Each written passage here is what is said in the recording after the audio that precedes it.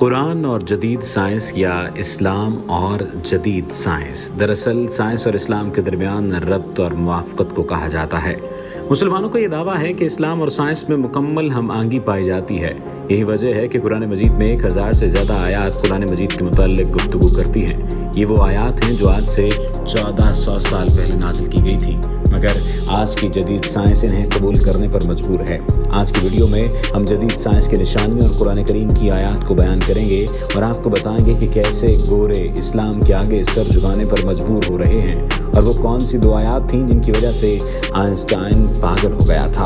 ناظرین کرام، یہ کوئی سائنس کی کتاب نہیں ہے، یہ آیات نشانیوں کی کتاب ہے۔ 6666 آیات ہیں جن میں 1000 سائنس سے متعلق ہیں۔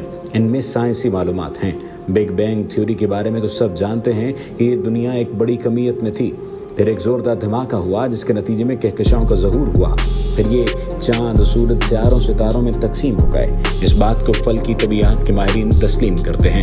فلکی طبیعیات کے ماہرین ابتدائی کائنات کی وضاحت ایک ایسے منظر کے ذریعے کرتے ہیں جسے وسیع طور پر قبول کیا جاتا ہے اور جس کا جانا پہچانا نام بگ بینگ یعنی عظیم دھماکہ ہے۔ بگ بینگ کے ثبوت میں گزشتہ کئی عشروں کے دوران مشاہدات و تجربات کے ذریعے ماہرین فلکیات اور فلکی طبیعیات کی جمع کردہ معلومات موجود ہیں۔ بگ بینگ کے مطابق ابتدا میں یہ ساری کائنات ایک بڑی کمیت کی شکل میں تھی، پھر ایک عظیم دھماکہ یعنی بگ بینگ ہوا جس کا نتیجہ کہکشاؤں کی شکل میں ظاہر ہوا، پھر یہ کہکشائیں تقسیم ہو کر ستاروں، سیاروں، سورج، چاند وغیرہ کی صورت میں آئیں۔ قرآن پاک میں اس کا ذکر کچھ مختلف انداز سے اور یوں ہوا ہے: اور کیا کافر لوگوں نے نہیں دیکھا کہ جملہ آسمانی کائنات اور زمین سب ایک اکائی کی شکل میں جڑے ہوئے تھے، پس ہم نے ان کو پھاڑ کر جدا کر دیا۔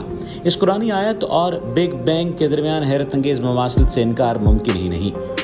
بھلا یہ کیسے ممکن ہے کہ کتاب جو آج سے 1400 سال پہلے عرب کے ریگستانوں میں ظاہر ہوئی اپنے اندر ایسی غیر معمولی سائنسی حقیقت لیے ہوئے ہو اور اس کو یہ آسانی سے مان لیں، لیکن انہیں ماننا ہی پڑے گا۔ بگ بینگ دراصل وہ دھماکہ ہے جس سے ہماری یہ کائنات وجود میں آئی۔ اس نظریے کے مطابق کائنات کے وجود میں آنے سے پہلے تمام مادہ ایک سوئی کے 1000ویں حصے کے برابر نہایت خفیف جگہ میں قید تھا۔ اگر مادے میں بہت زیادہ توانائی ہو، دنیا کے کسی بھی ذریعے سے حاصل کردہ توانائی سے زیادہ، تو وہ کشش ثقل یعنی گریوٹی چیزوں کو اپنی جانب کھینچنے کے بجائے ایک دوسرے سے دور دھکیلنے والی قوت بن جاتی ہے۔ چنانچہ سائنس کے مطابق یہی بگ بینگ کا وہ نقطہ آغاز تھا جب تمام مادہ ایک دھماکے جیسی صورتحال کے بعد انتہائی تیزی سے ایک دوسرے سے دور ہونے لگا اور خلا میں پھیل گیا۔ اس وقت اس کی رفتار اس قدر زیادہ ہونے کی وجہ سے یہ کائنات تیزی سے پھیلنے لگی۔ آج اس بگ بینگ یعنی ہماری کائنات کے نقطہ آغاز کو 13.8 ارب سال ہو چکے ہیں۔ آپ میں سے اکثر لوگ یہ سوچیں گے کہ بھلا کائنات کی عمر کوئی کیسے بتا سکتا ہے، تو اس کا جواب ہمیں ہبل خلائی دوربین نے دیا ہے۔ اس دوربین کی مدد سے لی گئی تصاویر میں ہمیں جو سب سے پرانی کہکشاں ملتی ہے وہ زمین سے 13.4 ارب نوری سال دور واقع ہے۔ 1925 میں امریکی ماہر طبیعیات ایڈون ہبل نے اس امر کا مشاہداتی ثبوت فراہم کیا کہ تمام کہکشائیں ایک دوسرے سے دور ہٹ رہی ہیں، جس کا مطلب یہ ہوا کہ کائنات پھیل رہی ہے۔ آپ یہ جان کر حیران ہوں گے کہ اس بات کا ذکر پہلے ہی قرآن مجید میں کر دیا گیا تھا، اور ہم ہی ہیں جس نے آسمانوں کو اپنی وسعت قدرت سے پیدا کیا اور ہم ہی اسے پھیلا رہے ہیں۔ عصر حاضر کا مشہور ترین ماہر فلکیات اسٹیفن ہاکنگ اپنی تصنیف A Brief History of Time میں لکھتا ہے، یہ دریافت کہ کائنات پھیل رہی ہے 20ویں صدی کے عظیم علمی اور فکری انقلابات میں سے ایک ہے۔ غور فرمائیے کہ قرآن پاک کے کائنات کے پھیلنے کو اس وقت بیان فرما دیا ہے جب انسان نے دوربین تک ایجاد نہیں کی تھی۔ اس کے باوجود متشکک ذہن رکھنے والے بعض لوگ یہ کہہ سکتے ہیں کہ قرآن پاک میں فلکیاتی حقائق کا موجود ہونا کوئی حیرت انگیز بات نہیں، کیونکہ عرب اس علم میں بہت ماہر تھے۔ فلکیات میں عربوں کی مہارت کی حد تک تو ان کا خیال درست ہے، لیکن اس نقطے کا ادراک کرنے میں وہ ناکام ہو چکے ہیں کہ فلکیات میں عربوں کے عروج سے بھی صدیوں پہلے ہی قرآن پاک کا نزول ہو چکا تھا۔ اب آپ کو قرآن کریم کے ایک اور سائنسی کرشمے کے بارے میں بتاتے ہیں جس نے غیر مسلم کو مسلمان کر دیا تھا۔ جیسا کہ آپ جانتے ہیں، شہد میں زخم کو ٹھیک کرنے کی شفا بخش خصوصیات پائی جاتی ہیں اور یہ نرم جراثیم کش دوا کا کام بھی کرتا ہے۔ دوسری جنگ عظیم میں روسیوں نے بھی اپنے فوجیوں کے زخم ڈھانپنے کے لیے شہد کا استعمال کیا تھا۔ شہد کی یہ خاصیت ہے کہ یہ نمی کو برقرار رکھتا ہے اور بافتوں اور زخموں کے بہت ہی کم نشان باقی رہنے دیتا ہے۔ शहद किसी भी कसाफत को, जरासीम को या किसी भी ऐसे मामले को जख्म में परवान नहीं चढ़ने देता। यानी शहद की कसाफत के बायस कोई फफूंदी या जरासीम जख्म में परवान नहीं चढ़ सकते। सिस्टर कैरोल ने कुछ और काम किया या ना किया, जो कि एक नन थी। उसने बरतानवी शिफाखानों में सीने और अल्जाइमर की बीमारियों में मुब्तला 22 नाकाबिल इलाज मरीजों का इलाज प्रोपोलिस नामी मादे से किया। शहद की मक्खियाँ ये मादा पैदा करती हैं और इसे अपने छत्ते के खानों को, जरासीमों को रोकने के लिए इस्तेमाल करती हैं।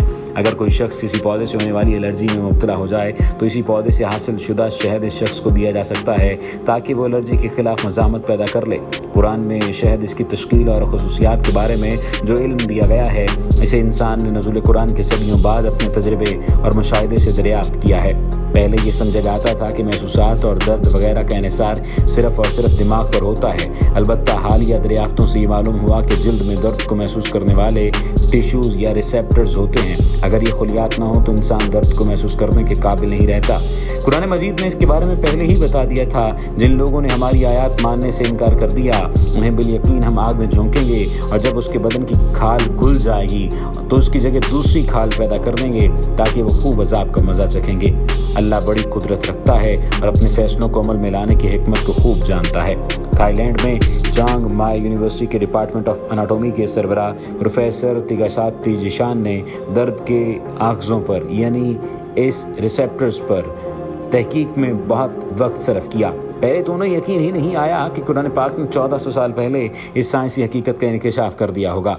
ताहम बाद अज़ां जब उन्होंने मज़कूरा आयत कुरानी के तर्जमे की बाकायदा तस्दीक कर ली तो वो कुरान पाक की साइंस दुरुस्ती से इस कदर मुतासर हुए कि सऊदी अरब के शहर रियाज में मुनक़िदा 8वीं सऊदी तिब्बी कॉन्फ्रेंस के मौका पर, जिसका मौजू कुरान पाक और सुन्नत में साइंसी निशानियाँ था, उन्होंने भरे मजमे में फ़ख्र के साथ कहा, ला इलाहा इल्लल्लाह मुहम्मदुर रसूलुल्लाह।